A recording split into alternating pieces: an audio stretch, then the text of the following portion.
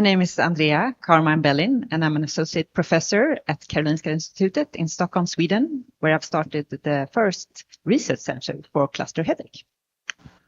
Andrea, you are specialized in cluster headache. Can you share with us some news about the cluster headache and management of cluster headache?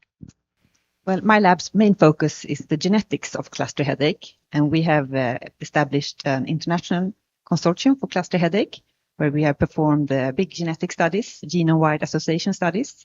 We have identified 8 loci that are linked to cluster headache, and now we're digging into which genes are on these loci and how can they make you develop cluster headache. Andrea, do you have any updates on the management of cluster headache?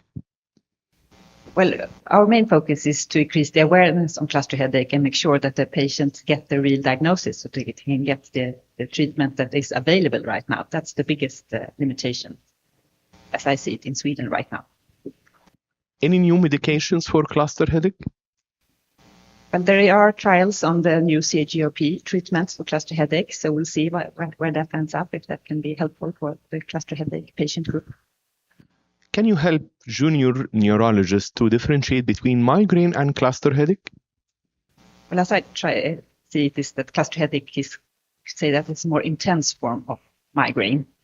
It's still one-sided, but the attacks are shorter, between 15 minutes up to 3 hours, while migraine attacks are more than 4 hours. So that's a big difference. And you have also these autonomic symptoms with runny nose, tearing of the eye.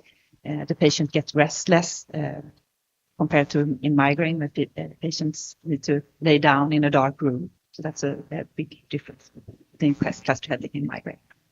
Thank you, Andrea, for your time.